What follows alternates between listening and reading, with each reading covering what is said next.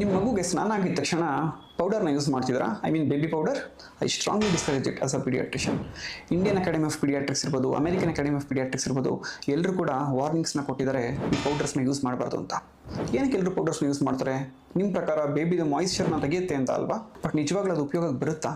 ಗೊತ್ತಾ ನಿಮ್ಗೆ ಏನೇನು ಸೈಡ್ ಎಫೆಕ್ಟ್ಸ್ ಆಗ್ಬೋದು ಅದರಿಂದ ಅಂತ? ನಿಮ್ಮ ಬೇಬಿಗೆ ಪೌಡರ್ನ ಯೂಸ್ ಮಾಡೋದ್ರಿಂದ ಆ ಪೌಡರು ಮೂಗಿಂದ ಮತ್ತು ಬಾಯಿಂದ ಒಳಗಡೆ ಹೋಗಿ ಆ ಲಂಗ್ಸಲ್ಲಿರುವಂತಹ ಟೈನಿ ವಿಂಡ್ ಪೈಪ್ಸ್ನ ಬ್ಲಾಕ್ ಮಾಡಿ ಲಂಗ್ಸಲ್ಲಿ ಇರಿಟೇಷನ್ ಮಾಡಿ ಲಂಗ್ ಇನ್ಫೆಕ್ಷನ್ಸ್ನ ಕಾಸ್ ಮಾಡ್ಬೋದು. ಇದಕ್ಕೆ ಟ್ಯಾಲ್ಕ್ ನ್ಯೂಮೋಕೋನಿಯೋಸಿಸ್ ಅಂತ ಹೇಳ್ತೀವಿ ಮೆಡಿಕಲ್ ಭಾಷೆನಲ್ಲಿ. ಅಂದರೆ ಸ್ಕಿನ್ಗೆ ಇನ್ಫೆಕ್ಷನ್ಸ್ ಆಗೋ ಚಾನ್ಸಸ್ ಕೂಡ ಇರುತ್ತೆ. ಮತ್ತು ನಿಮಗೆ ಗೊತ್ತಾ, ಎಷ್ಟೊಂದು ಕಂಪನಿದು ಬೇಬಿ ಪೌಡರ್ಸಲ್ಲಿ ಆಸ್ಬೆಸ್ಟೋಸ್ ಅಂತ ಒಂದು ಕೆಮಿಕಲ್ ಇರುತ್ತೆ. ಅದು ಕಾರ್ಸಿನೋಜೆನಿಕ್ ಅಂದರೆ ಕ್ಯಾನ್ಸರ್ನ ಕೂಡ ಉಂಟು ಮಾಡ್ಬೋದು. ಇದೆಲ್ಲ ನಾವು ತಿಳ್ಕೊಂಡು ಕೂಡ ನಿಮ್ಮ ಬೇಬಿಗೆ ಏನ್ಮೇಲೆ ಪೌಡರ್ಸ್ನ ಯೂಸ್ ಮಾಡ್ತೀರಾ? ಬಟ್ ಏನು ಮಾಡಬೇಕು? ಸೊ ನಿಮ್ಮ ಬೇಬಿಗೆ ಸ್ನಾನ ಮಾಡಿಸಿದ ಮೇಲೆ ಇಮಿಡಿಯೇಟ್ಲಿ ಪ್ಯಾಟ್ ಡ್ರೈ ಮಾಡಿ. ಪ್ಯಾಟ್ ಡ್ರೈ ಮಾಡಿದ್ಮೇಲೆ ಯಾವುದಾದ್ರು ಒಂದು ಒಳ್ಳೆ ಬೇಬಿ ಲೋಷನ್ನ ಯೂಸ್ ಮಾಡ್ಬೋದು. ಸರಿ, ಬೇಬಿ ಲೋಷನ್ನ ಯೂಸ್ ಮಾಡೋಕ್ಕೆ ಇಷ್ಟ ಇಲ್ಲ ಅಂತ ಹೇಳಿದ್ರೆ ಗಾಣದಿಂದ ತಯಾರಿಸಿರುವಂತಹ ಕೋಕೋನಟ್ ಆಯಿಲ್ ಅಂದರೆ ವರ್ಜಿನ್ ಕೋಕೋನಟ್ ಆಯಿಲ್ನ ಕೂಡ ಯೂಸ್ ಮಾಡ್ಬೋದು. ಆದಷ್ಟು ಪೌಡರ್ಸ್ನ ಅವಾಯ್ಡ್ ಮಾಡಿ ನಿಮ್ಮ ಬೇಬಿ ಸ್ಕಿನ್ನ ಹಾಗೂ ಲಂಗ್ಸ್ನ ಚೆನ್ನಾಗಿ ಇಟ್ಕೊಳ್ಳಿ.